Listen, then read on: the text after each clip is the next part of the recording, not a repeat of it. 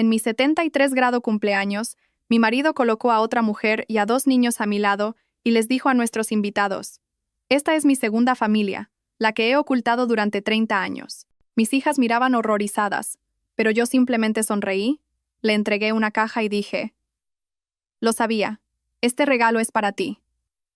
La abrió y sus manos comenzaron a temblar. La mañana de mi 73 grado cumpleaños olía a café de Colombia recién hecho y a los geranios de mi jardín. Me desperté como siempre sin despertador exactamente a las 6. El sol apenas había tocado las copas de los viejos castaños, y sus rayos oblicuos dibujaban largas y relucientes líneas en el suelo del porche acristalado. Adoro este momento. El silencio aún es denso, intacto por el ajetreo del día. En estos instantes, parece que puedes oír crecer la hierba. Me senté a la mesa que Lorenzo construyó hace unos 40 años y contemplé mi jardín. Cada arbusto, cada parterre, cada sinuoso sendero, todo fue imaginado y cultivado por mí. Esta casa, este chalet en la Sierra de Madrid, fue mi sala de conciertos no realizada. Hace mucho tiempo, en otra vida, yo era una joven y prometedora arquitecta. Tenía ante mí el proyecto de mis sueños, un nuevo palacio de congresos y auditorio en el centro de Madrid. Fui elegida y me concedieron financiación completa. Recuerdo el olor del grueso papel de los planos, el rasguño del lápiz de grafito dibujando las líneas de una futura maravilla de cristal y hormigón. Entonces apareció Lorenzo con su primera idea de negocio genial: maquinaria de ebanistería de alta gama importada de Alemania que se suponía que nos haría ricos. No teníamos el dinero, y yo tomé una decisión. Liquidé la herencia destinada a mi sueño, a mi futuro, y le di hasta el último céntimo. El negocio se fue a pique en menos de un año, dejando solo deudas. Y yo me quedé aquí. En lugar de una sala de conciertos, construí esta casa, vertiendo en ella todo lo que tenía, los restos de mi talento, toda mi fuerza, todo mi amor no gastado por la forma y la línea. Este hogar se convirtió en mi obra maestra silenciosa, una obra maestra que nadie, salvo yo, consideraba como tal. «Elvira, ¿has visto mi polo azul? El que mejor me queda». La voz de mi marido me arrancó de mis recuerdos. Lorenzo estaba en el umbral de la puerta, ya vestido con pantalones de pinzas, con el ceño fruncido, concentrado solo en sí mismo. Ni una palabra sobre mi cumpleaños, ni una sola mirada al mantel de lino festivo que había sacado ayer del armario. 73 años. 50 años juntos. Para él, esto era solo otro jueves. En el cajón de arriba de la cómoda. «Lo planché ayer», respondí con calma, sin darme la vuelta. Sabía que no se fijaría en el mantel nuevo ni en el jarrón con peonías que había cortado al amanecer. Dejó de notar esas cosas hace 3 décadas. Para él, yo era parte de la decoración. Cómoda, fiable, familiar. Como ese sillón. Como esta mesa. El cimiento. Le encantaba esa palabra. «Eres mi cimiento, Elvira», decía a veces, después de su tercera copa de brandy de Jerez. No tenía ni idea de cuánta razón tenía. Sonó el teléfono. Mi hija mayor, Sofía. «Hola, mamá». «Feliz cumpleaños, claro». «Oye, estamos en un atasco tremendo subiendo a la sierra. Es horrible. ¿Podrías ir sacando la comida, por favor? No queremos llegar y que no haya nada listo. Y vigila a papá que no beba demasiado antes de que lleguemos. Ya sabes cómo es». Hablaba rápido, con un tono molesto, como si mi cumpleaños fuera otra obligación fastidiosa en su apretada agenda. Yo no era la cumpleañera. Era el personal de catering para el evento celebrado en mi propio honor. «No te preocupes, Sofía, todo estará listo». Colgué. No sentí un nudo en el pecho. Hacía mucho tiempo que no lo sentía. Solo había un vacío tranquilo y transparente, como el aire después de una lluvia de finales de verano.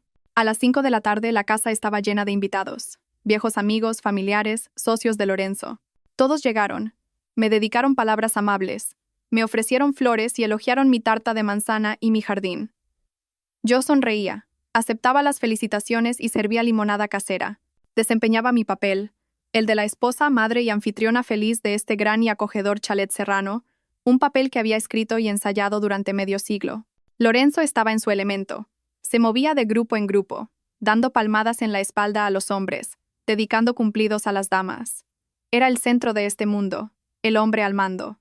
Hablaba de sus éxitos en el trabajo, del lucrativo acuerdo que estaba a punto de cerrar. Decía: «mi casa, mis árboles», y nadie le contradecía. Nadie sabía que esta casa, al igual que nuestro piso en el barrio de Salamanca y todos nuestros ahorros, estaban registrados únicamente a mi nombre, por insistencia de mi sabio padre. Era mi fortaleza silenciosa e invisible. mi último bastión. Llegó mi hija menor, Inés. Fue la única que me abrazó. No por compromiso, sino de verdad. Con fuerza. Me miró a los ojos y preguntó en voz baja: «Mamá, ¿estás bien?» «Estoy bien, cielo», sonreí. Ella asintió, pero su mirada conservaba un rastro de ansiedad. Inés siempre sentía más que los demás. Durante mucho tiempo, había mirado a su padre con una desaprobación silenciosa y fría que él, en su egocentrismo, simplemente no percibía. Entonces llegó el momento que había estado esperando y temiendo durante todo un año. Lorenzo cogió una copa de cava y la golpeó con un cuchillo, pidiendo silencio. Los invitados callaron, esperando un brindis. Se situó en el centro del césped, alto, todavía apuesto a sus 75 años, con las sienes canosas y la postura de un hombre convencido de su derecho a todo. «Amigos», familia, comenzó en voz alta, con una pausa teatral. «Hoy celebramos el cumpleaños de mi querida Elvira, mi roca, mi fiel compañera». Me miró, y en sus ojos no vi más que autocomplacencia. «Pero hoy quiero hacer algo más que desearle lo mejor. Quiero ser finalmente sincero con todos vosotros. Conmigo mismo y con ella». Los invitados intercambiaron miradas. Yo permanecí inmóvil, sintiendo docenas de ojos curiosos sobre mí. Inés estaba paralizada a mi lado, su mano encontró la mía. «Amigos», continuó Lorenzo, su voz temblando con un triunfo mal disimulado. «Durante 30 años he vivido una doble vida, y hoy quiero arreglar las cosas». Hizo una señal a alguien que estaba cerca de la verja. Una mujer de unos 50 años, bien conservada y con una mirada dura y calculadora, entró en el círculo de luz. La reconocí. Mónica. Había sido subordinada mía en el estudio de arquitectura. Detrás de ella, dos jóvenes, un chico y una chica, con rostros igualmente confusos y desafiantes. Lorenzo se acercó a ellos, rodeó los hombros de Mónica con un brazo y la llevó hasta mí. «Elvira ha sido un cimiento tan estable», dijo, mirando por encima de mi cabeza a los invitados que, como veis, he podido construir no una, sino 2 casas sobre él. Este cimiento nos ha sostenido a todos. Así que, por favor, dad la bienvenida a mi verdadero amor, Mónica, y a nuestros hijos, Adrián y Olivia. Es hora de que todos mis éxitos sean compartidos por toda mi familia». Dijo esto y colocó físicamente a Mónica a mi lado, tan cerca que podía oler su perfume penetrante. La situó como para un retrato familiar. Mi hija mayor, Sofía, ahogó un grito. Inés me apretó la mano hasta que mis nudillos se pusieron blancos. Las risas y las conversaciones se congelaron a media frase. Un silencio increíble y resonante se apoderó del jardín. En ese momento no sentí que el suelo desapareciera bajo mis pies ni que mi corazón se rompiera. No. Sentí algo diferente, algo muy tranquilo y definitivo. Un clic frío y nítido. Fue como si la llave de una cerradura pesada y oxidada, que se había resistido durante tanto tiempo, finalmente girara, y la enorme puerta de acero se cerrara para siempre. Y entonces llegó. El pensamiento no fue fuerte ni presa del pánico. Fue silencioso y claro, como el tañido de una campana solitaria en el aire helado. Estaba de pie entre mi marido y su mujer, como el pilar central de un puente que une las 2 orillas de su mentira. El mundo a nuestro alrededor estaba en pausa. Vi a nuestra vecina María, con una copa de cóctel congelada a medio camino de sus labios. Vi a mi yerno, el marido de Sofía, palidecer e instintivamente dar un paso atrás, como si temiera ser golpeado por los escombros de una vida que se derrumbaba. El silencio era tan denso que parecía palpable. Presionaba mis oídos, ahogando los sonidos del verano, el canto de los grillos, el susurro de las hojas. Lentamente giré la cabeza y sonreí, no con amargura, no con venganza. Sonreí con esa sonrisa educada y ligeramente distante con la que la señora de la casa saluda a los que llegan tarde. Repasé sus rostros atónitos, deteniéndome una fracción de segundo en cada uno, haciéndoles saber que los veía, que estaba allí, que era plenamente consciente. Luego me volví hacia Lorenzo. Todavía sostenía los hombros de Mónica, su rostro resplandecía de autocomplacencia y de la importancia del momento. Esperaba mi reacción, esperaba lágrimas, histeria, una escena. Estaba preparado para ser el vencedor magnánimo, calmando a la parte perdedora. Me acerqué a la pequeña mesa del patio donde estaba mi regalo para él. Una única caja atada con una cinta de seda azul marino. El papel de regalo era grueso, de color marfil y sin adornos, estrictamente elegante. Hacía un año, cuando lo descubrí todo, pasé horas eligiendo ese papel. Para mí era importante que todo fuera impecable. Cogí la caja. Era ligera, casi ingrávida. Volví junto a Lorenzo, que me observaba con confusión. «Lo sabía», Lorenzo, dije. Mi voz no tembló. Sonaba nivelada y tranquila, quizás un poco más baja de lo habitual. Este regalo es para ti. Le tendí la caja. Dudó un momento. Su guión, tan meticulosamente dirigido, había fallado. Esta parte no estaba en él. Mecánicamente, soltó el hombro de Mónica y tomó el regalo. Sus dedos rozaron los míos, cálidos, ligeramente húmedos. Retiré mi mano. Miró la caja, luego a mí. La confusión parpadeó en sus ojos, rápidamente reemplazada por una sonrisa condescendiente. Probablemente pensó que era un gesto patético, un intento de salvar las apariencias. Quizás un reloj caro o unos gemelos. Un regalo de despedida. Tiró del lazo. La cinta de seda se deslizó sobre la hierba como una serpiente oscura. Rompió el papel. Sus movimientos eran menos seguros ahora, un poco más bruscos de lo necesario. Debajo del papel había una simple caja de cartón blanca. Abrió la tapa. Observé su rostro. Dentro, en el vacío donde solía estar mi corazón, nada se movió. Era una espectadora de primera fila en una obra cuyo final conocía de memoria. Miró dentro. En el fondo de la caja, sobre un forro de satén blanco, había una única y simple llave de casa. Una llave normal y corriente, con olor a pintura nueva, y junto a ella, una hoja de papel grueso doblada en 4. Lorenzo la sacó y la desdobló. Vi sus ojos recorrer las líneas, primero rápidamente, luego más despacio, como si tropezara con cada palabra. Conocía esas palabras de memoria, había ayudado a mi abogado a redactarlas. Notificación de demanda de divorcio por infidelidad conyugal prolongada. En base a los documentos de propiedad única, se notifica el bloqueo inmediato de todas las cuentas y activos conjuntos. Se prohíbe el acceso a las propiedades situadas en las siguientes direcciones. 1. Chalet, en la urbanización La Versosa, Madrid. Y 2. Piso en la calle Serrano, Madrid. Su mano izquierda, la que sostenía la hoja, fue la primera en temblar. Un temblor fino, casi imperceptible, que le subió hasta el hombro. Luego, su mano derecha también comenzó a temblar. El papel susurró en su agarre como una hoja de otoño en el viento. Levantó la vista hacia mí. La autocomplacencia había desaparecido. El triunfo se había desvanecido. Ahora me miraba un hombre envejecido y confuso con el rostro ceniciento. En sus ojos no había ira ni dolor, solo puro desconcierto animal. Era como si hubiera caminado sobre un terreno sólido y fiable toda su vida, y de repente, este se abriera bajo sus pies en un abismo. Intentó decir algo, abrió la boca, pero solo escapó un jadeo ronco y silencioso. Miró el papel de nuevo, luego la llave, luego de nuevo a mí. Buscó en mi rostro una respuesta, una pista, una señal de que esto era una especie de broma cruel y ridícula. Pero mi rostro era una máscara. Tranquilo, impenetrable. Había pasado 50 años aprendiendo a ocultar mis verdaderos sentimientos. 50 años construyendo esta fachada, este cimiento, como a él le gustaba llamarlo. Y hoy, esa fachada se mantenía. Detrás no había nada. Ni dolor, ni amor, ni piedad. Solo una libertad fría y resonante. Mónica a su lado no entendía nada. Miraba nerviosamente el rostro cambiante de Lorenzo. «Lorenzo, ¿qué es? ¿Qué es eso?», susurró, intentando mirar el documento. Él no respondió. Simplemente se quedó allí, mirándome. Y su mundo, tan cómodo, tan seguro, construido sobre mi vida, mi dinero y mi silencio, se estaba derrumbando en directo, frente a todos sus amigos y familiares. Mantuve su mirada y luego, lentamente, muy lentamente, me volví hacia Inés, mi niña, mi único ancla verdadera. Me estaba mirando, y sus ojos estaban llenos de lágrimas, no de piedad, sino de orgullo. Lo había entendido todo. Le hice un pequeño gesto con la cabeza y dije, lo suficientemente alto para que ella lo oyera, «Es hora». Apretó mi mano con más fuerza. Eso fue suficiente. El espectáculo había terminado. Era hora de bajar el telón. Inés entendió sin palabras. Sus dedos en mi antebrazo se volvieron duros como el acero. Asintió y, sin planearlo, nos dimos la vuelta y caminamos hacia la casa.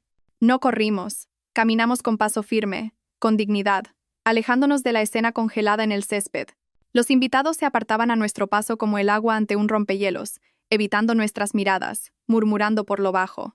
Sentí sus miradas en mi espalda, una mezcla de conmoción, piedad y, seamos sinceros, curiosidad maliciosa. Lorenzo permaneció en el centro, con la hoja blanca temblando en sus manos, junto a la mujer para quien había orquestado esta gran revelación, una revelación que se había desviado por completo de su guión. Gritó algo a nuestras espaldas. Mi nombre, creo. Pero el sonido de su voz se ahogó en el silencio denso y viscoso que había caído sobre mi jardín. Ya no tenía poder sobre mí. Incluso su voz era extraña. Entramos en la casa. Me detuve en el salón, y volviéndome hacia la puerta que daba al porche, dije lo suficientemente alto como para ser oída afuera.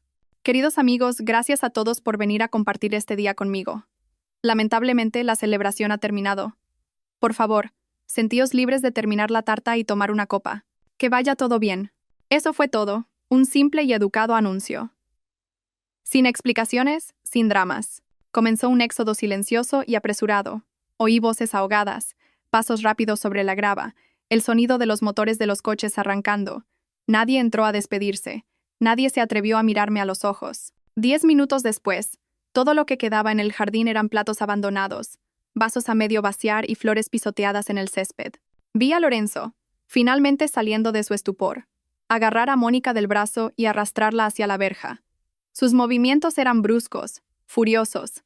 Prácticamente la arrastró a ella y a sus confundidos hijos detrás de él, tropezando, mirando hacia la casa con una expresión de pura rabia animal en su rostro.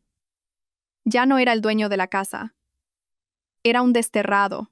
Cuando el último coche se fue y el silencio vespertino volvió al vecindario, Inés vino y me abrazó. Ya está, cariño, dije, acariciando su cabello.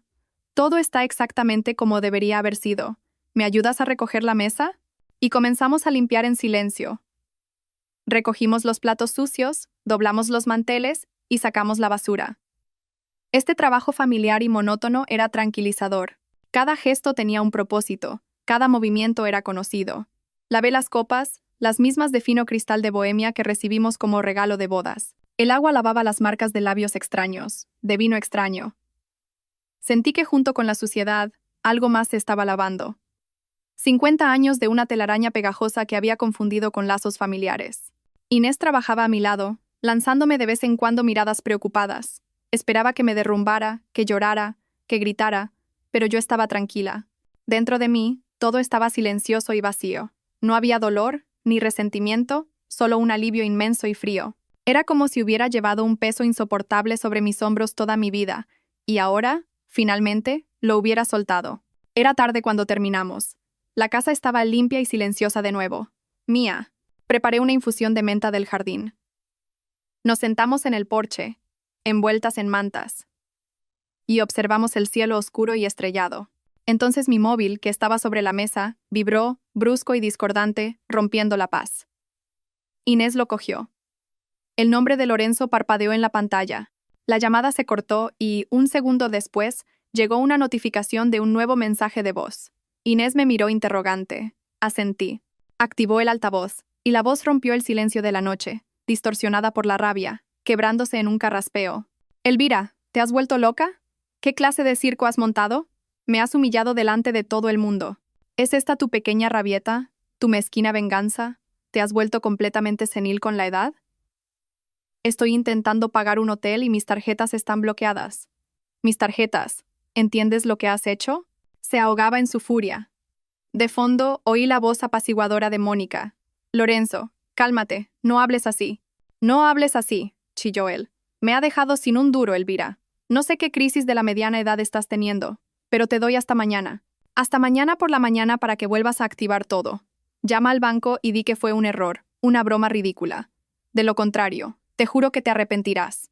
¿Me oyes? Te arrepentirás amargamente. Entra en razón antes de que sea demasiado tarde. El mensaje se cortó. Nos quedamos en silencio durante un rato. Incluso los grillos parecían haberse callado. Inés me miró, con el rostro tenso. Mamá. Tomé lentamente mi taza de infusión ya fría. Mis dedos estaban firmes. Di un sorbo. El sabor a menta era fresco y limpio. Todavía no lo entiende, dije. Él y Mónica creen que esto es un arrebato, una rabieta de mujer, un farol tonto y cómico que terminará por la mañana cuando recupere el juicio. No vieron el plan, la preparación, ni la furia fría que se acumuló en mí durante un año y se convirtió en hielo. Solo vieron lo que querían ver. Una esposa envejecida y ofendida que se atrevió a montar una escena. Todavía se consideran al mando. Miré a Inés. Sus ojos contenían la misma pregunta que la voz de Lorenzo. ¿Y ahora qué? Dejé la taza sobre la mesa. El sonido de la porcelana sobre la madera fue el único sonido en la noche. Tengo una reunión con mi abogado a las 10 de la mañana, dije en voz baja. Quiero que vengas conmigo. Mi voz era firme, no había dudas en mí. El grito furioso de mi marido, grabado en mi buzón de voz, no me asustó, solo fortaleció mi determinación. Así como un herrero sumerge el metal al rojo vivo en agua fría para hacerlo más duro, sus palabras convirtieron mi voluntad en acero. El viaje a Madrid a la mañana siguiente fue silencioso. Inés conducía, agarrando el volante con fuerza, con la mirada fija en la carretera. Yo miraba por la ventanilla el paisaje de la Sierra de Madrid pasar a toda velocidad, pero no lo veía. Solo veía su rostro, desconcertado, enrojecido por la ira, contraído por la incomprensión. Todavía creía que esto era un error mío, algo que podía cancelarse como un pedido equivocado en un restaurante. No se daba cuenta de que ayer no fue el principio, sino el final. El punto final hacia el que había estado trabajando durante todo un año. El despacho del abogado, Víctor Robles, estaba en un antiguo edificio del Paseo de la Castellana. Una pesada puerta de caoba, el olor a colonia cara y a libros antiguos. El propio Víctor Robles era un hombre que encajaba con su despacho, sólido, mayor, con una mirada atenta e inescrutable. Había trabajado con mi padre, por eso lo busqué. Sabía que podía confiar en él. Nos recibió en la puerta, nos condujo a una gran mesa y nos ofreció café. Lo rechazamos. Bien, Elvira comenzó, cuando nos sentamos, hablando en un tono de negocios nivelado. Como acordamos, todas las notificaciones iniciales han sido enviadas y las cuentas y activos están congelados. El proceso está en marcha. ¿Se ha puesto en contacto Lorenzo o sus representantes contigo? Hubo un mensaje de voz, respondí con calma. Amenazas y acusaciones de histeria. Víctor Robles asintió, como si fuera exactamente lo que esperaba. Es predecible. Aún no ha comprendido la gravedad de la situación. Sigue jugando su juego familiar, donde él es el jefe. Pero eso cambiará pronto. Hizo una pausa, entrelazando las manos sobre la mesa. Su mirada se endureció. Elvira, hemos iniciado los procedimientos estándar, pero hay algo más. Cuando viniste a verme por primera vez, por vieja costumbre y respeto a la memoria de tu padre, sentí que era necesario realizar una comprobación adicional y más profunda. Solo como precaución, necesitaba entender a qué nos enfrentábamos, y mis temores, por desgracia, se justificaron. Con creces. Abrió un cajón del escritorio y sacó una delgada carpeta. La colocó frente a mí. No había etiquetas en la carpeta. Estoy obligado a informarte de algo extremadamente desagradable. Esto va más allá de su infidelidad. Habla de una acción calculada y premeditada dirigida personalmente contra ti. Inés se tensó, su mano descansando sobre la mía. Yo no me moví, solo miré la carpeta. ¿Qué es?, pregunté. Víctor Robles abrió la carpeta y deslizó varias hojas hacia mí. Esta es una copia de una solicitud presentada por tu marido hace 2 meses ante los servicios de salud mental de la comunidad. Una solicitud oficial para una evaluación psiquiátrica obligatoria sobre tu capacidad. El tiempo se detuvo. Oí a Inés jadear a mi lado, pero yo simplemente miré el documento. Un formulario oficial, texto mecanografiado, y debajo, la firma familiar y expansiva de Lorenzo. Este es el primer paso legal, continuó la voz desapasionada del abogado, sonando como si viniera de lejos requerido para que una persona sea declarada incapacitada y para obtener la tutela sobre ella y, en consecuencia, la autoridad total para administrar todos sus bienes. Cogí la hoja superior. Era una lista de los supuestos síntomas que mi marido había observado. Empecé a leer. Pierde con frecuencia objetos personales. No puede recordar dónde ha puesto las gafas, las llaves o los documentos, lo que sugiere una pérdida progresiva de la memoria a corto plazo. Recordé haber buscado mis gafas de leer una semana antes, solo para encontrarlas sobre mi cabeza. Inés y yo nos habíamos reído. Muestra desorientación en la vida diaria. Confunde productos básicos de la despensa como la sal y el azúcar, lo que puede suponer un peligro para ella y para los demás. Una vez, distraída, puse sal en el azucarero. Me di cuenta 1 minuto después y lo arreglé. Lorenzo había bromeado. ¿Trabajando demasiado, mamá? No estaba bromeando. Estaba recopilando. Muestra signos de aislamiento social y apatía. Se niega a reunirse con amigos. Pasa largos periodos sola en el jardín y conversa con las plantas. Lo que puede indicar un desapego de la realidad. Mi jardín, mi único santuario, mis horas de silencio entre las peonías y las rosas, cuando podía respirar. Había convertido incluso esto en un síntoma de enfermedad, un arma contra mí. Seguí leyendo. Cada línea era veneno, un grano de verdad distorsionado más allá del reconocimiento, cuidadosamente mezclado con mentiras descaradas. Cada gesto inocente, cada momento de fatiga, cada caso de olvido relacionado con la edad, todo fue invertido y presentado como prueba de mi locura. Mis manos, apoyadas en la superficie pulida de la mesa, no temblaban. Pero sentí que el calor se drenaba de las yemas de mis dedos, primero de una, luego de la otra. El frío se arrastró lentamente hasta mis palmas, mis muñecas. Era como si mi sangre se estuviera retirando, dejando tras de sí un vacío helado. Levanté la vista y miré por la ventana. La vida bullía más allá del grueso cristal. La gente se apresuraba en sus quehaceres, los coches avanzaban lentamente en el tráfico, el sol brillaba. Pero por un breve instante, todo ese ruidoso y bullicioso día madrileño se congeló para mí. Los sonidos se desvanecieron, cayó un silencio de vacío absoluto, y en ese silencio lo entendí. Esto no era solo infidelidad. La infidelidad es la traición del amor. Pero esto era otra cosa. Una destrucción completa, fría y calculada. No solo quería irse con otra mujer, quería borrarme. Despojarme no solo de mi casa y mi dinero, sino de mi mente, mi nombre, mi propio ser. Convertirme en una sombra sin voz, encerrada entre cuatro paredes mientras él y su verdadero amor disfrutaban de todo lo que yo había creado en mi vida. La última brasa cálida en mi alma, que quizás había guardado inconscientemente para él una brasa de piedad o de memoria compartida, no solo se apagó, se convirtió en un trozo de hielo. Lentamente, coloqué los documentos sobre la mesa, apilándolos ordenadamente. Miré a Víctor Robles, luego al rostro pálido y asustado de Inés. Gracias, Víctor, dije. Mi voz era igual de firme que antes, pero algo en ella había cambiado. Algo permanente. El cuadro está completo ahora. ¿Cuáles son nuestros siguientes pasos? Víctor Robles actuó con rapidez, con la eficiencia fría y precisa de un cirujano extirpando un tumor. Mientras Inés y yo volvíamos a casa, sus mensajeros ya estaban entregando notificaciones por todo Madrid. Sus asistentes ya estaban llamando a los bancos. El mecanismo que había preparado durante tanto tiempo y con tanto esmero se puso en marcha con un solo gesto de asentimiento en su despacho. El primer golpe, como me contó Víctor más tarde, encontró a Lorenzo donde menos lo esperaba, desayunando en un hotel caro. Él y Mónica probablemente todavía estaban discutiendo mi ridículo arrebato, planeando cómo aceptarían magnánimamente mi arrepentimiento. En ese momento, un hombre con un traje impecable se acercó a su mesa, y en silencio, colocó un grueso sobre delante de Lorenzo. Dentro no solo estaban los papeles del divorcio. Había una orden judicial oficial que le prohibía acercarse o contactarme, excepto a través de abogados, y una orden separada que le prohibía entrar en cualquier propiedad registrada a mi nombre. Puedo imaginarlo leyéndolo, cómo la sonrisa condescendiente se deslizaba de su rostro, reemplazada por manchas de un rojo airado. Probablemente arrugó el papel, lo tiró al suelo, gritando sobre abuso de poder y cómo la mitad de todo era suyo. Todavía lo creía. Creía que sus 50 años de presencia en mi vida le daban derecho automáticamente a todo lo que yo había ganado, construido y ahorrado.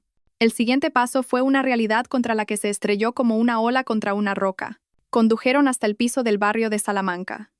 Probablemente tenía la intención de montar una escena, derribar la puerta y demostrar quién estaba al mando.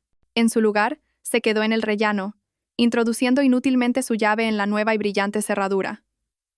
Su llave ya no encajaba. Podía llamar, golpear o gritar. La puerta permaneció en silencio. Esa puerta, que yo había elegido hacía 30 años, tapizada en cuero oscuro, ahora le era ajena, una barrera insuperable. Yo estaba en casa durante este tiempo. Llegó un cerrajero, un hombre mayor y taciturno, trabajó rápido y en silencio.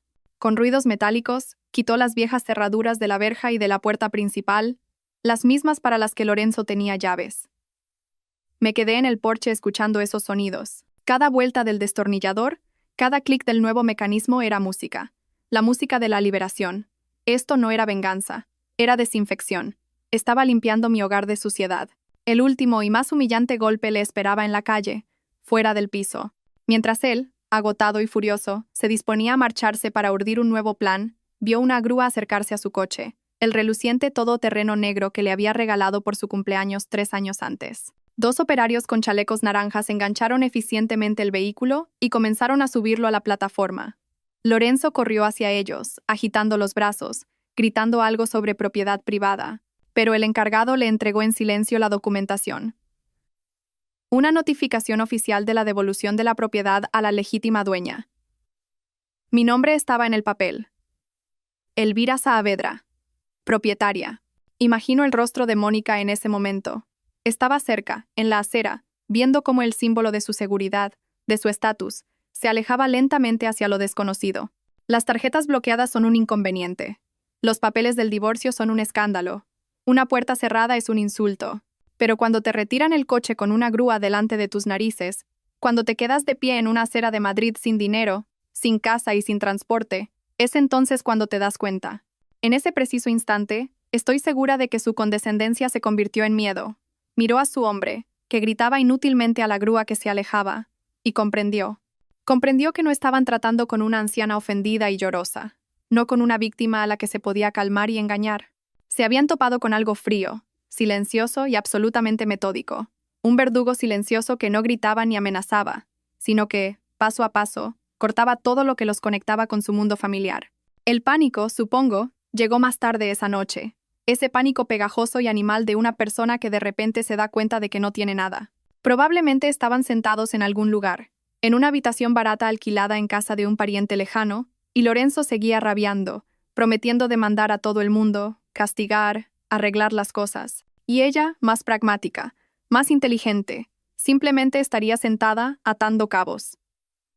El chalet es de ella, el piso es de ella, las cuentas son de ella, el coche es de ella.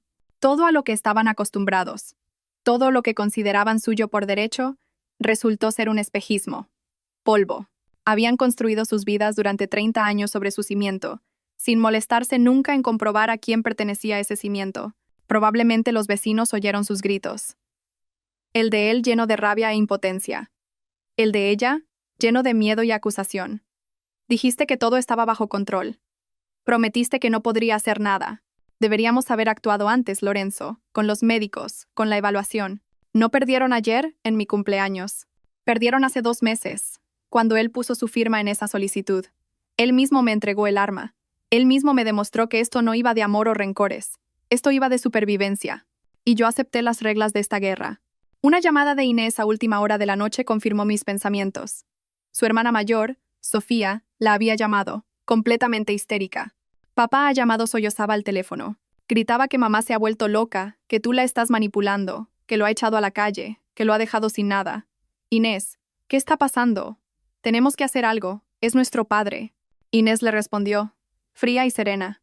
¿Dónde estabas tú, Sofía, cuando puso a su amante al lado de mamá en su propio cumpleaños? ¿Dónde estabas cuando la humilló delante de todos los invitados? Sofía balbuceó algo incoherente sobre la necesidad de hablar, que no se puede hacer esto así.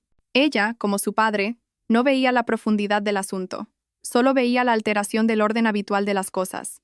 Le quité el teléfono a Inés. Sofía, dije con calma, no te preocupes. Tu padre estará bien. Simplemente está aprendiendo a vivir de forma independiente por primera vez en 50 años. Colgué sin esperar su respuesta. Esa noche dormí profundamente, como no lo había hecho en muchos años. Sabía que esto no había terminado. Sabía que su pánico pronto pasaría a una nueva etapa, la desesperación, y una persona desesperada es capaz de cualquier cosa. Sabía que vendrían, que intentarían romper las defensas, que librarían una última batalla, la más sucia, y yo estaba preparada, pero no iba a quedarme sentada en un asedio. La vida que estaba reclamando para mí no estaba destinada a ser vivida encerrada tras las puertas por miedo. Al tercer día después de la visita al abogado, decidí que necesitaba ir al pequeño mercado cerca de la estación de cercanías. Me había quedado sin pan fresco y leche. Inés se ofreció a ir ella, pero me negué amablemente. Esta era mi ciudad, mi vida, y no iba a esconderme más. El día era cálido, con olor a polvo y a jazmín en flor. Caminé sin prisa, disfrutando de las cosas simples. El sol en mi cara, el peso de la ligera bolsa de la compra en mi mano, la sensación de tierra firme bajo mis pies. Compré todo lo que necesitaba. Una hogaza de pan de masa madre, un cartón de leche, un poco de queso de cabra.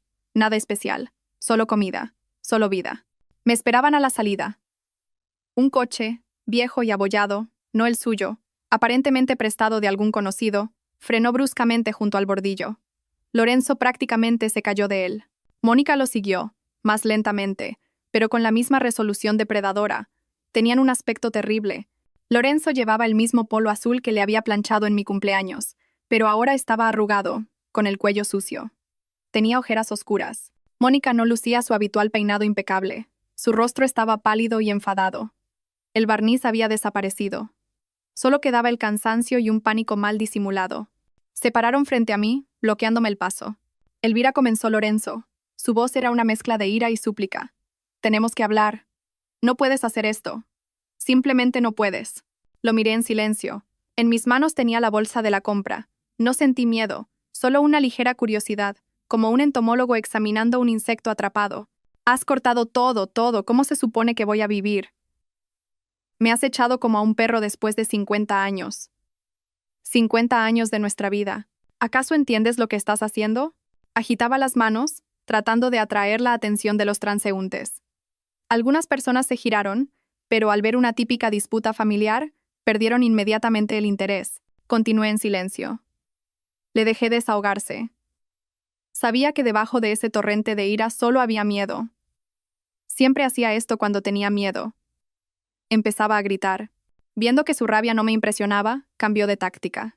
Sus hombros se hundieron, su voz se suavizó. Notas lastimeras y suplicantes se deslizaron en ella. Cariño, recuerda todo.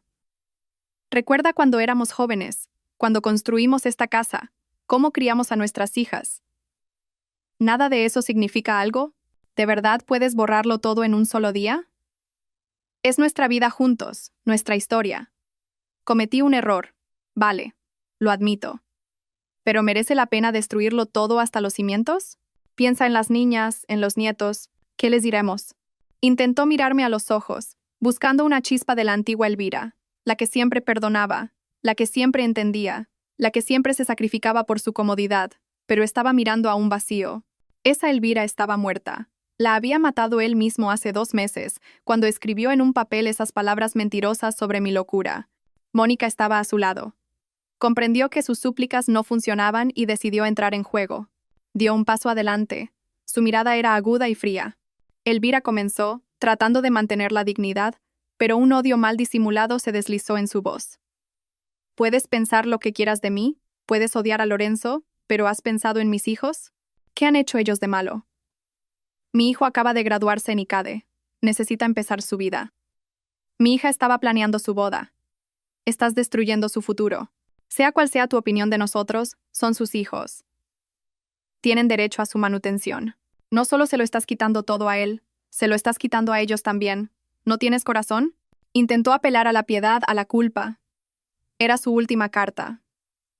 Pensaron que yo, como cualquier mujer normal, no podría permanecer indiferente al destino de unos hijos inocentes. Los escuché pacientemente, sin interrumpir. Les dejé soltarlo todo. Su rabia, sus patéticos recuerdos, la hipócrita preocupación de ella por su prole. Miré sus rostros, contraídos por la desesperación, y no sentí nada. Ni ira, ni triunfo, ni piedad. Solo una claridad fría y cristalina. Cuando finalmente se callaron, agotados, se hizo un breve silencio. Podía oír el traqueteo del tren de cercanías que pasaba cerca, el sonido de las risas de unos niños.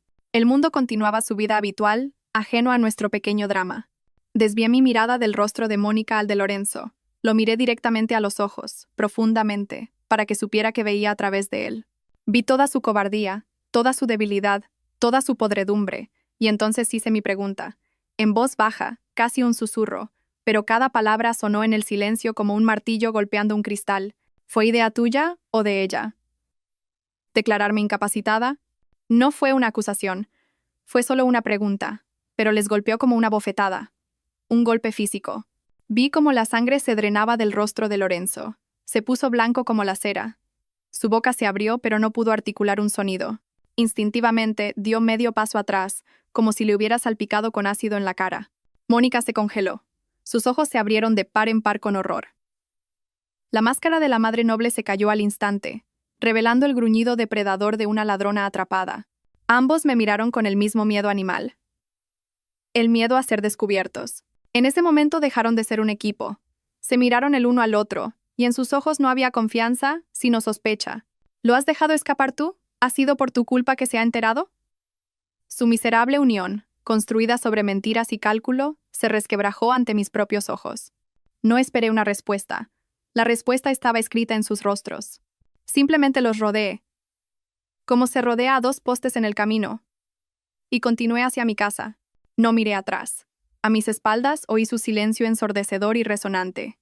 Se quedaron de pie en la acera, aplastados, destruidos por una sola frase. Caminé a casa, agarrando con fuerza la bolsa con el pan y la leche. Y por primera vez en muchos meses, sentí que volvía no a una fortaleza, sino simplemente a casa. Su desesperación, como había predicho, tomó una nueva forma. Se convirtió en astucia, sucia, patética, pero predecible. 2 días después, Sofía me llamó. Estaba llorando. «Mamá, te lo ruego», sollozaba al teléfono. «Papá está destrozado. Está dispuesto a todo con tal de hablar. El tío Elías está aquí. La tía Telma. Estamos todos muy preocupados. Quedemos en mi casa, todos juntos, tranquilamente, en familia. Por favor, mamá». Por mí. Sabía que era una mentira. La reunión familiar era su último bastión. Su intento final de montar una obra de teatro donde ellos eran las víctimas, y yo era la anciana loca, mal aconsejada por mi ambiciosa hija menor. Estaban reuniendo un público, un jurado de parientes, cuya opinión aún podían influenciar. «De acuerdo», Sofía, dije con calma. «Inés y yo iremos». «¿A qué hora?» El alivio fue audible en la voz de Sofía. No se dio cuenta de que yo no iba a una negociación, iba a una ejecución. Llegamos al apartamento de Sofía exactamente a las 7. Su casa, normalmente tan ruidosa y acogedora, nos recibió con un silencio tenso y denso. En el gran salón, en los sofás y en los sillones, estaban sentados los parientes. El hermano de Lorenzo, Elías, y su esposa, mi prima Telma, y la familia de Sofía. Todos nos miraban con la misma expresión de incomodidad y curiosidad ansiosa. Lorenzo y Mónica estaban sentados en el centro, en el sofá principal. Estaban interpretando una tragedia.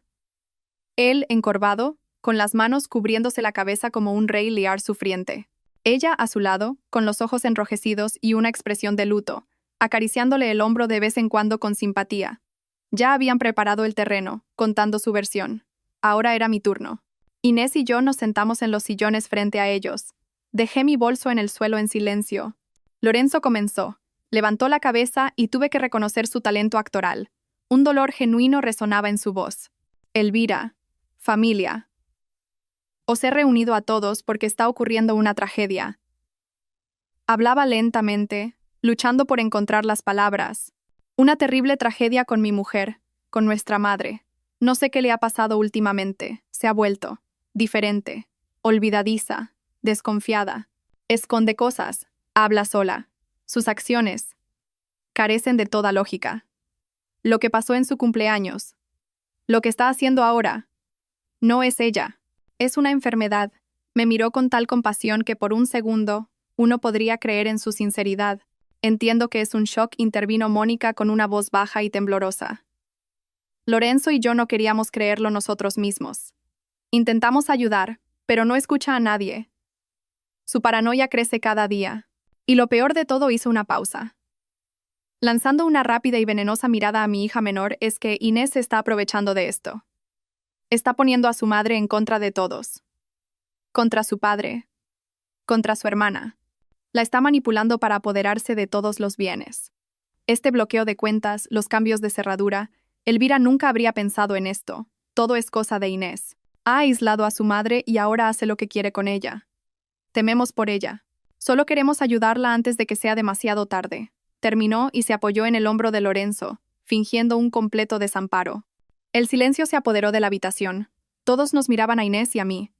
La tía Telma miraba con abierta piedad. El hermano de Lorenzo, Elías, fruncía el ceño claramente desconcertado. Sofía miraba al suelo, avergonzada. Esperaban nuestra reacción. Esperaban excusas, lágrimas, gritos. Permanecí en silencio. Solo miré a Inés. E Inés entendió mi mirada. No levantó la voz. No discutió. Simplemente se inclinó, sacó la delgada carpeta del bolso que estaba a mi lado y la colocó sobre la mesa de centro, en el centro de la habitación. El sonido del papel al golpear ligeramente la superficie lacada fue ensordecedor. «Aquí», dijo Inés, con calma y claridad. «Tía Telma, tío Elías. Aquí está la solicitud que mi padre presentó hace 2 meses. Una solicitud para que mi madre fuera declarada incapacitada. Detalla cómo habla con las plantas y confunde la sal con el azúcar». Abrió la carpeta. Los parientes se inclinaron hacia adelante. Elías tomó la hoja superior y comenzó a leer. Su rostro se alargó lentamente. Le pasó el papel a su mujer. La tía Telma se puso las gafas. Lorenzo se levantó de un salto. Eso es una falsificación». «Inés, ¿de qué estás hablando? Lo hice por preocupación, quería ayudarla». «Tranquilo», papá, dijo Inés con el mismo tono gélido. Eso no es todo. Volvió a meter la mano en su bolso y sacó una pequeña grabadora digital. La colocó junto a la carpeta.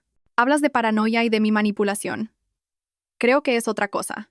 Durante los últimos 6 meses, sabiendo que algo no iba bien, a veces encendía la grabadora cuando mi padre venía a visitarnos solo, supuestamente para ver cómo estaba mamá. Hablaba mucho por teléfono. Pensaba que nadie podía oírle. Apretó el botón. El rostro de Lorenzo se puso tan blanco como el papel de la carpeta. Mónica se agarró al reposabrazos del sofá. Del pequeño altavoz salió una voz. Su voz. Ligeramente distorsionada, pero absolutamente reconocible. Sí, Mónica. Escucha con atención. Mañana, cuando hables con el médico, asegúrate de mencionar lo de las gafas. Di que las busca 3 veces al día. Y lo de las llaves. Es un clásico, se lo tragan. Pausa, sonido de un mechero. No, no te pases. Lo principal es la consistencia. No una vez, sino constantemente. Di que se ha vuelto apática, desinteresada en todo. Que se pasa el día sentada en el jardín. Cuantos más pequeños detalles verosímiles, mejor. Necesitamos crear una imagen completa de un colapso de la personalidad. Vi al hermano de Lorenzo levantar lentamente los ojos del documento y mirarlo, con la mirada que uno reserva para algo vil. Entonces Inés adelantó un poco la grabación y volvió a pulsar play. Y sonó esa frase en particular. La voz de Mónica, baja, insinuante. Lorenzo, ¿estás seguro de que funcionará? Está tardando mucho. Y la respuesta de Lorenzo, cansada, cínica, llena de desprecio. No te preocupes. Un par de meses más y todo será nuestro. La gallina de los huevos de oro finalmente ha dejado de poner.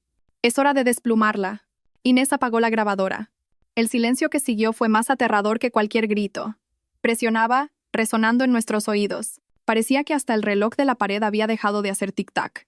Lorenzo estaba de pie en medio de la habitación, abriendo y cerrando la boca como un pez varado en la orilla. Mónica miraba la grabadora con tanto horror como si fuera una serpiente venenosa a punto de morderla. Elías, su hermano, fue el primero en romperlo. Se levantó lentamente, arrojó los papeles sobre la mesa y miró a Lorenzo. No con malicia, sino con un desprecio ilimitado y gélido. «Ya no eres mi hermano», dijo, bajo y claro. Tomó a su esposa del brazo y, sin mirar a nadie más, caminaron hacia la salida. La tía Telma se quitó las gafas. Le temblaban las manos. Me miró y sus ojos se llenaron de lágrimas de vergüenza. «Lo siento mucho», Elvira susurró. Y ella también se dirigió a la puerta. Su mundo social no solo se resquebrajó. Se evaporó convirtiéndose en cenizas en un solo segundo, aplastado por el peso de una breve grabación de audio. Se quedaron solos en medio de la habitación, entre las ruinas de sus mentiras. Sofía, en un rincón, lloraba en silencio, con el rostro hundido entre las manos. Inés y yo también nos levantamos. Recogí mi bolso. No dijimos ni una palabra. Simplemente nos dimos la vuelta y caminamos hacia la salida, dejándolos solos con su vergüenza. Salimos del edificio de Sofía al aire fresco de la noche. La puerta se cerró suavemente detrás de nosotros, sellando el pasado. No miramos atrás. Caminamos en silencio hasta el coche de Inés. Subimos y, sin decir palabra, arrancó el motor. Condujimos a través de las luces de la noche madrileña, y el coche estaba en silencio. Pero no era el silencio tenso que había reinado en el apartamento de mi hija. Era el silencio del alivio. Como si después de una larga y agotadora enfermedad, la fiebre finalmente hubiera remitido, y todo lo que quedaba era debilidad y pureza. No hubo más llamadas de Lorenzo ni de Sofía. Nadie más intentó razonar con nosotros o salvarlos. Su mundo, construido sobre una mentira, se había derrumbado, y nosotros ya no éramos parte de él. Han pasado 6 meses. Mi nuevo piso está en la planta 17. Las ventanas dan al oeste, y cada tarde veo la puesta de sol detrás de las agujas de los rascacielos, pintando el cielo con colores increíbles, desde el rosa suave hasta el carmesí ardiente. Aquí no hay muebles viejos y pesados que guarden el recuerdo de lágrimas y rencores ajenos. Solo paredes claras, estanterías ligeras y mucho, mucho aire. Vendí la casa, rápido y sin arrepentimiento. El comprador, un joven profesional de la tecnología con familia, estaba encantado con el jardín. Dijo que la casa tenía una buena alma. Sonreí y pensé que tenía razón. La casa de hecho tenía una buena alma. Simplemente se había cansado de servir como cimiento y quería aprender a volar. Vender la casa no fue una pérdida, fue una liberación. Dejé ir mi hermosa, pero demasiado pesada, obra maestra para empezar una nueva vida. Ahora mis días me pertenecen solo a mí. Los miércoles voy a un taller de cerámica. Me encanta la sensación de la arcilla fresca y maleable en mis manos. No intento crear algo perfecto. Simplemente permito que la forma nazca por sí misma. El torno gira, la arcilla obedece a mis dedos, y de un bulto informe surge una taza, un jarrón o simplemente una figura caprichosa. Hay algo curativo en este proceso. Tomas polvo, tierra y creas algo nuevo, algo completo a partir de ello. Hace poco fui al Auditorio Nacional de Música. Escuché el segundo concierto de Rachmaninoff. Me senté en una butaca de terciopelo en la penumbra de la sala y, cuando fluyeron los primeros y potentes acordes del piano, cerré los ojos. Una vez soñé con construir salas como esta, diseñar espacios donde nace el milagro de la música. Esa vida no sucedió. Pero ahora, escuchando esta música genial, no sentí amargura por la pérdida. Sentí gratitud, porque finalmente estaba sentada en esa sala, no como arquitecta, no como esposa o madre de alguien. Era simplemente una oyente, una parte de ese milagro. Y eso era suficiente. Más que suficiente. Inés y yo nos vemos a menudo. Pasa después del trabajo, bebemos té verde con jazmín y hablamos, no del pasado, sino de los libros que hemos leído, las películas que hemos visto, el incidente divertido que le ocurrió en el metro. Su rostro ya no está nublado por la preocupación por mí. Está tranquila. Ve que estoy bien. Un día me trajo un pequeño plantón de gardenia en una maceta. Para que tengas tu pequeño jardín aquí también, dijo. Ahora está en el alféizar de mi ventana y sus flores blancas, como de porcelana, llenan la habitación con un aroma sutil y dulce. A veces, muy raramente, me llegan retazos de rumores sobre esa otra vida. Que Lorenzo vive en algún lugar de una casa alquilada en la periferia. Que Mónica lo dejó y se llevó a los hijos. Que intenta pedir dinero prestado a viejos conocidos, pero nadie se lo da. Lo escucho sin regodeo, sin interés, con el mismo sentimiento distante que uno tiene al leer en un periódico sobre sucesos en un país lejano y extranjero. Esas personas ya no tienen ninguna relación conmigo. Son personajes de un libro que he cerrado y colocado en la estantería más lejana. La venganza es una emoción demasiado fuerte. Te quema por dentro. Y yo ya no quiero arder, solo quiero vivir. Esta mañana me desperté como siempre temprano. El sol apenas salía, y sus rayos inundaban mi habitación de luz dorada. Me preparé un café, salí al balcón y observé cómo la ciudad se despertaba. Abajo, zumbaban los primeros coches. Pequeñas figuras de personas se apresuraban hacia algún lugar, cada una con su propia vida, su propia historia. Durante 50 años fui el cimiento. Fiable, fuerte, invisible. Otros construyeron sus vidas sobre mí. Sus muros, sus tejados, se apoyaron en mí. Asumí todo el peso, todos los golpes, todas las tormentas. Pensé que ese era mi propósito, pero estaba equivocada. Un cimiento es solo una parte del edificio, y yo soy el edificio entero. Con mis propios pisos, con mis propias ventanas que dan al sol, con mi propio tejado sobre mi cabeza. Un edificio que finalmente he empezado a construir para mí misma.